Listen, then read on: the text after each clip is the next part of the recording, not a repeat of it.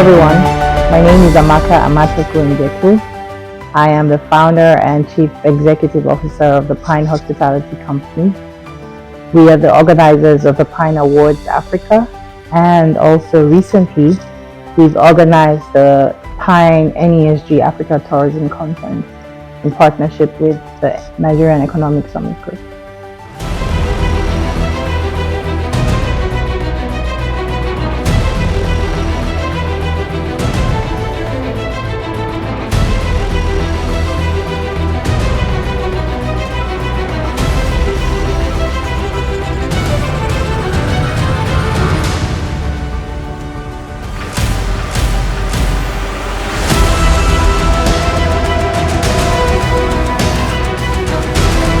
Founder and convener of the PYNE Africa Tourism Convention, Mrs. Amaka Amatoku Ndeku.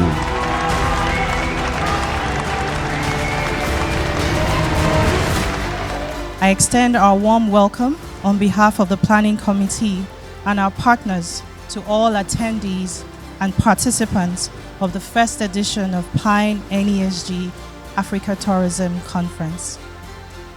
I have a firm belief that the African tourism industry needs to evolve consistently to meet the needs of a 21st century world powered by finance, technology, and enhanced customer expectations.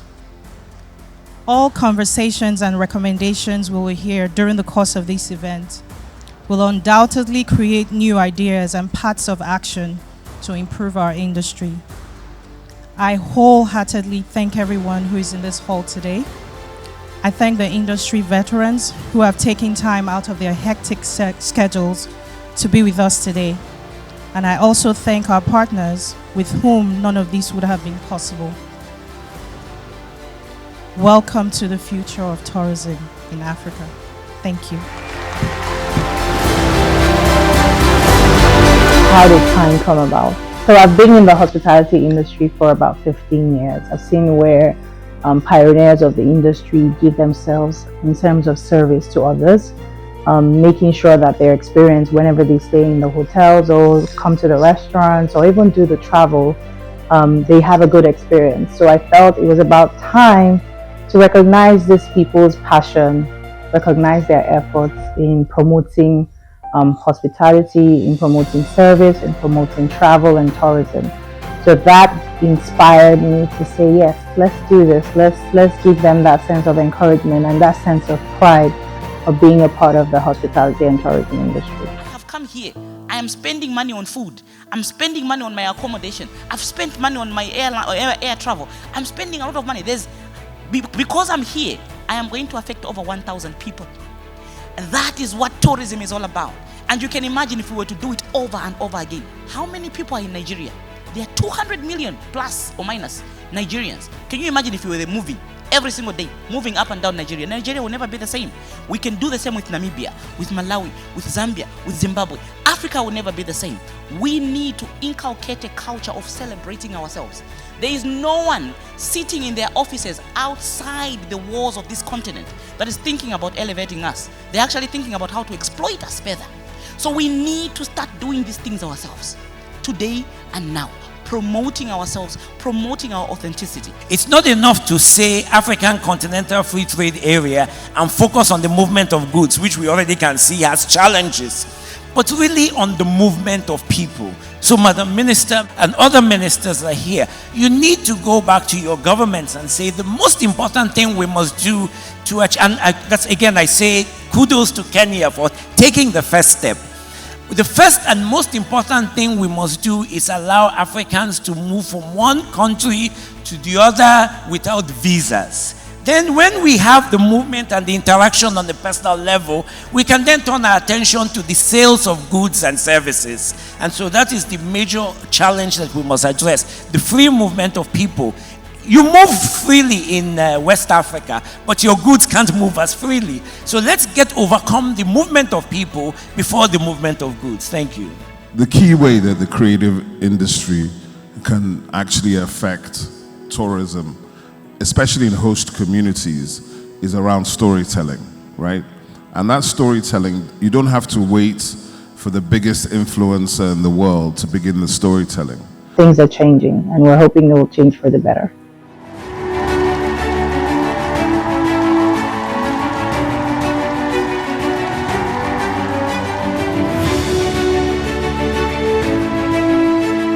And I want to say thank you for PYNE Awards. Amaka, you're just an amazing woman. I love you.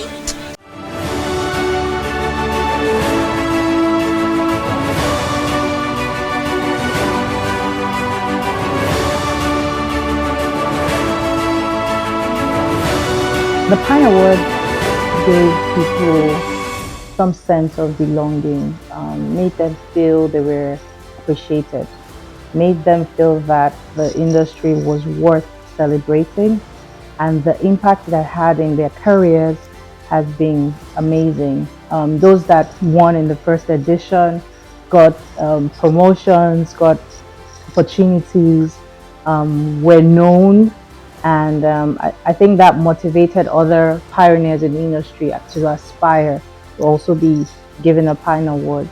So yes, I would say in terms of recognition, in terms of celebrating people who are putting in all, it has really impacted in the industry. My expectations from the conference are to have discussions and really talk about the solutions to get more travel on the continent, not only like diaspora coming in or international people coming in, but how do we promote more inter-Africa travel? And so I'm really looking forward to hearing the solutions and the innovations that come from the panelists and from the moderators, and also from the policy position papers. I think that those policy position papers are really going to open up the floodgates to allowing more business and enterprise to really enter the space and the industry. And that's really exciting to me. Between 150 to 250 languages here. Talk about dialects, you're going to about 500. You have at least 6 different geopolitical zones here. Apart from the geopolitical zones, you also have like Sahel, Savannah, you have your waterways, you have a desert, you know. Someone needs to harness all these potentials together. So I definitely believe that was a good move to have Ministry of Tourism. Again, if you think about tourism, everybody just thinks about people coming in. What about content marketing? You know, there are people, if you go online now, you check, you see Dubai, apart from when you check Dubai, apart from people physically visiting, you see that there are dance classes, there's so many things, people learn how to belly dance, all that online, that's content marketing. No one is looking at it. So you definitely need some set of people who will create the vision of what tourism in Nigeria should be. Our music tourism, our arts tourism, the physical visits, you know, look at the infrastructure needed. Then when we've developed it to, you know, to a certain, you know, point of view where, you know, it's a significant part of our GDP, which it should be. I mean, there's no reason it's about 3% of our GDP now. It could easily be 15%, 20%, because we have everything it takes.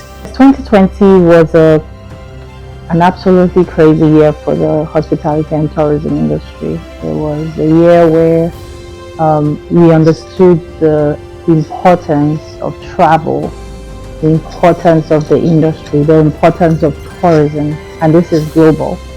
What we tried to do, since we couldn't have the opportunity to actually organize an event for that year, what we tried to do was virtually recognize people who were outstanding during that period, either the previous year, 2019, and during the COVID pandemic.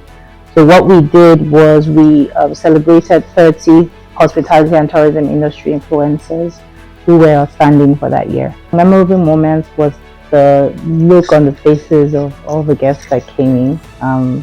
When we did it in 2018, they didn't think we were going to be able to pull it off. And by the time we did 2019, I think people took us very seriously. Some of the notable winners are Chef Ziad of Z Kitchen. He got a special recognition award. We had Icon of the Year Hospitality, which was Trevor Ward, who is a huge veteran in the industry. And we had a lot of young people win. For example, Buki Akamolafe of Travel Start, she was also a recipient.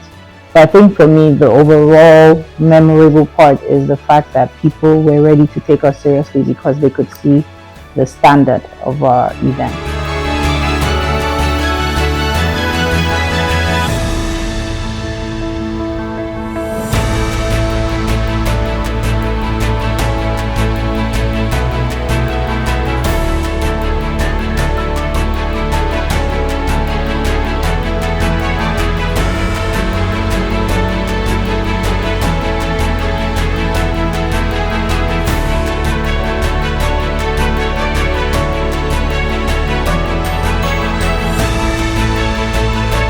First, very elated how I feel. While we merit it, we've worked very hard, and we're working very hard, and we'll continue to work very hard. We ride on the mantra, no need to seek it abroad. No need to seek it abroad because this is the time Africa have come of age. Most importantly, West Africa have come of age. Gone are those days when we leave the shores of West Africa in search of hospitality, education.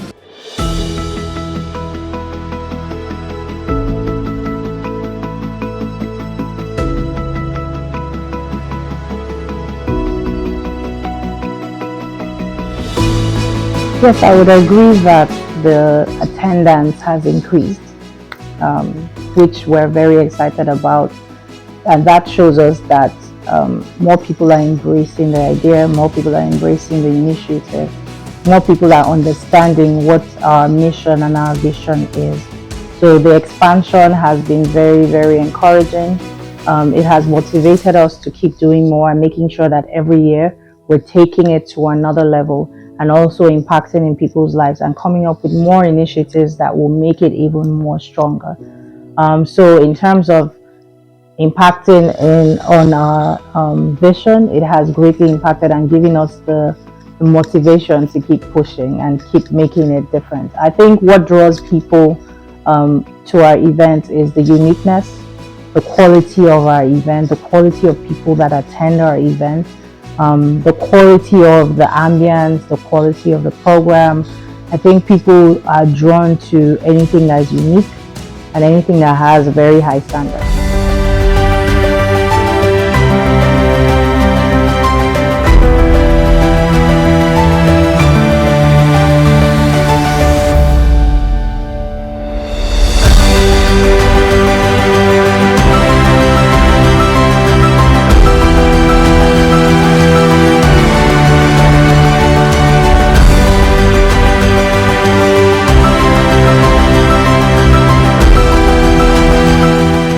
Special award, Tech Company of the Year. Ladies and gentlemen, let's put our hands together for the CEO of Waka Now. Please put your hands together, please. The award for Female Trailblazer. Female Trailblazer of the Year. Continent has chosen, and the winner is Shazmi Manji, Chairperson, Kenya Association of Travel Agents.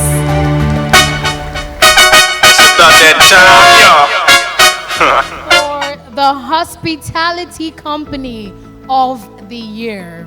The winner is Genesis Group, Nigeria.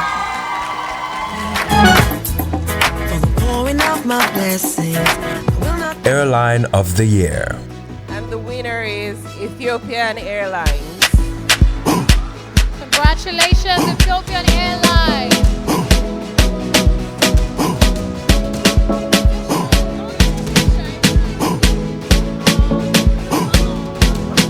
Ladies and gentlemen, that's the winner for this year's Business Hotel of the Year. It goes to Radisson Blu Anchorage, Victoria Island, Lagos. Please put your hands together for Radisson Blu. Please.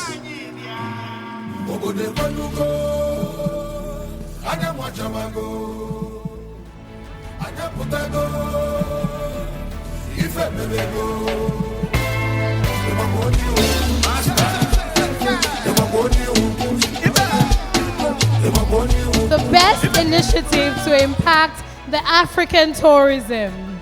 The winner for this category, Beyond the Return Ghana. Please put your hands together for Beyond the Return Ghana.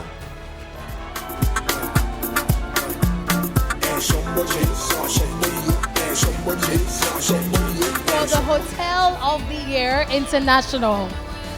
The winner is Lagos Marriott Hotel Ikeja, Nigeria. Congratulations, Lagos Marriott Hotel Ikeja.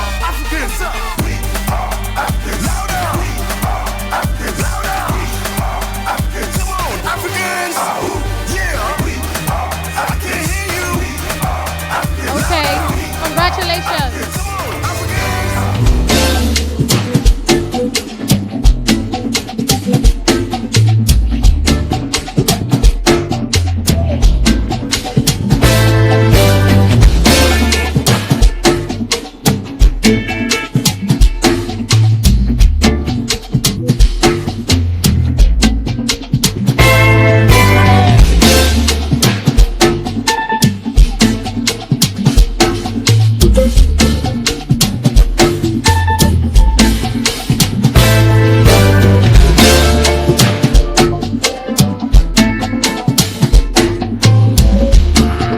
message to all the young, aspiring pioneers in the hospitality and tourism industry who have seen my journey, I probably think it's been an easy journey, but I've put in the work and I'm still putting in the work to ensure that my goal is actually achieved.